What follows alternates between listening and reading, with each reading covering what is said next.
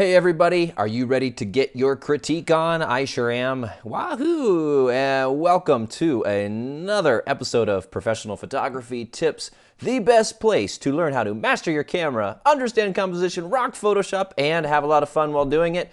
Yes, indeed, it's Professional Photography Tips with me, Josh Cripps.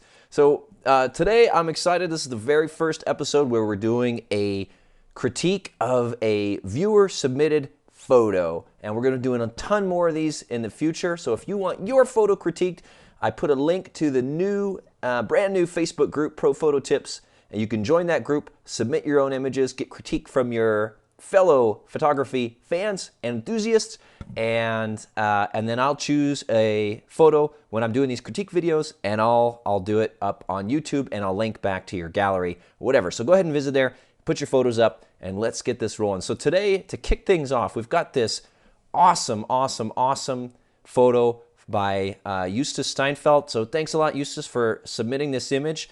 And we're going to go and see what is great about this shot, and then what I think can also improve it to make it an even more killer photo. So this is an amazing landscape. I think this is in Norway. Eustace is German, so maybe it's in Germany, but I think it's in Norway.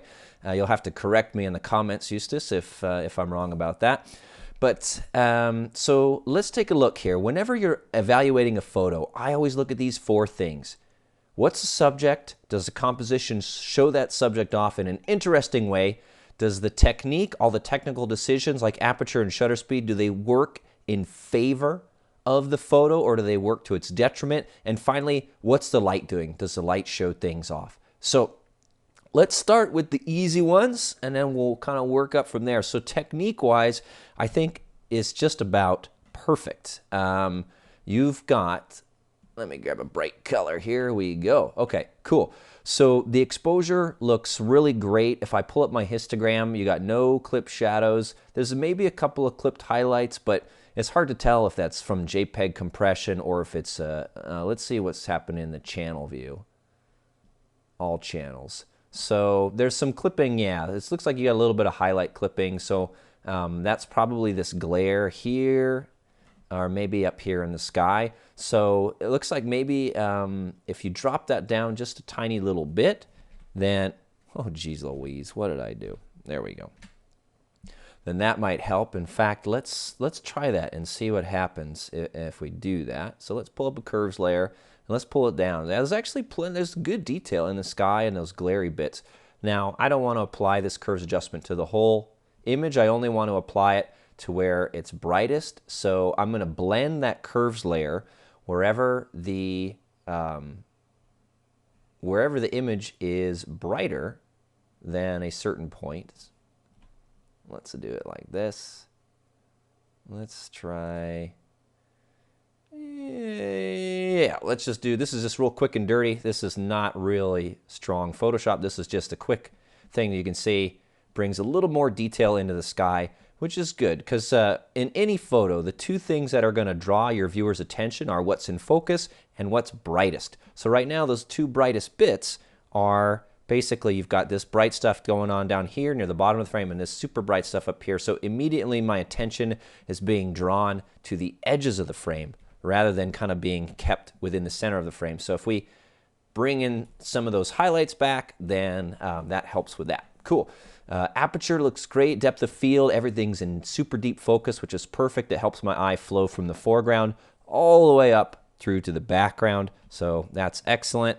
So the other thing you've got going on is some good, looks like you chose a longer shutter to get some nice flow here in the waterfall. So technique-wise, whoops, wrong button. Technique-wise, it looks like you're doing really well here, Eustace. Lighting-wise, I think you have some really strong things going on. I love this dappled light going on up here. The way it kind of just is kissing across the ground here. I love how you've got this rim light going on across some of these cliffs. That's a really nice effect. The one thing again is that brightness up here and maybe the brightness here. So I don't know if you're using a polarizer. Maybe a polarizer would help kind of kill some of those highlights and cut some of the haze right here. But otherwise, I think your lighting is also very nice. I wouldn't recommend necessarily coming back at a different time to get a softer light, because I do like that direct kind of rim light you got going on these huge fins of rock. So technique is good, light is good.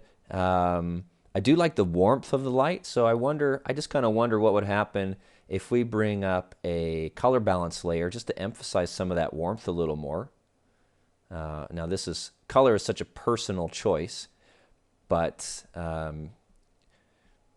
you know, take it or leave it. You guys tell me whether you like it. This, to me, for me personally, maybe is a little cool, so I might add just a touch of warmth to really bring out that like afternoony kind of golden light feeling. So cool. Technique, light, we're sorted. What about the subject and the composition? Now here, even though this is such a beautiful view and a beautiful scene, I think I actually have a hard time kind of figuring out what the subject is, because there's actually so much going on in this image, right? You've got this stream kind of coming in here from the left and going down this waterfall and then flowing back up here to the right. And then you've got some little houses. Maybe there's a little village. I don't know. Whoever lives out here, that's a pretty sweet piece of property. But there's a lot going on, and there's a lot to kind of to look at. And so I think where this image could be improved would be by narrowing the focus down a little bit, because what I see here, the main thing that really catches my eye is this waterfall to start, right? This is so cool, and it drops down here. But then what happens? It goes off the edge of the frame down here. So I would love to see if the canvas was a little bit, or the photo was a little bit bigger, you know, like what's going on down here? Like if you could kind of get the rest of this rock here, if this was, you know, happening over here, and then you could get the rest of these bushes here, and then you could actually see, you know, what's happening with that water down here. I would love to see a continuation of that. And then the same thing kind of goes up here in the sky. You know, by area, this sky here, I would say, is maybe only like 5% of the entire image. And so by the time I float along this awesome, you know, stream up here, which is a great leading line, by the way, I get up here and this almost feels a little bit claustrophobic. So again, I wouldn't mind if this was a little bit taller like that, just so we could have, and let's just do this like super ugly, quick and dirty, just to kind of get a feel for what it might look like. If we just had a little bit more up there. Oops.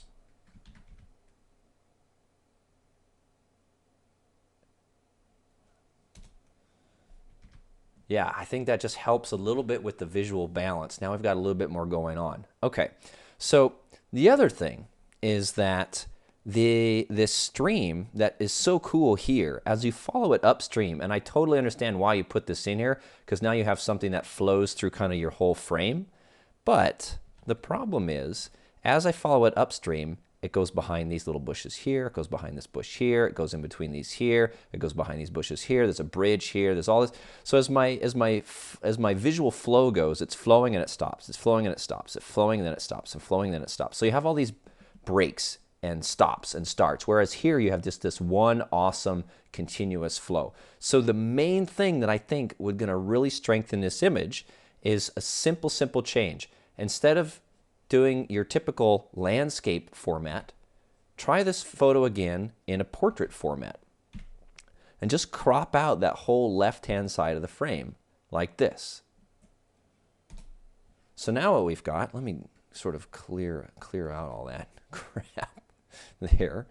So now what you've got is a much simpler photo. It focuses on much less, right? And it really focuses, to me, on the most interesting parts of the photo. Now, again, Moe, I would just so love to see the rest of, you know, like what's going on down here. If we could just fill in this a little bit, like what's going on down here? What's happening with this waterfall? I would just love to fill in the rest of this frame and get an idea, you know, of what's happening down here. And as you fill that in, then you can, this is so quick and dirty, you guys. So this is not how I recommend doing photography. But, you know, when you're in a pinch, something like this, just to get an idea of what might work for you in the future. So let's bring those together down here. Let's bring this in. Let's bring that in like that. Okay, so now we got the complete waterfall. We got a little bit more sky. Let's fill that in down there. And we don't have to do this a huge amount. I just want to get a little bit extra down here. And then what happens if we crop that up just a little bit like that? Okay. All right. So now more or less we've got the entire waterfall, or a new fake waterfall, you know, in our frame. So my eye doesn't go off the bottom of the image. I get to keep my eye in the frame up here because we darken that sky. Oh, what's going on? Computer, don't crash on me. No, come on. Hello?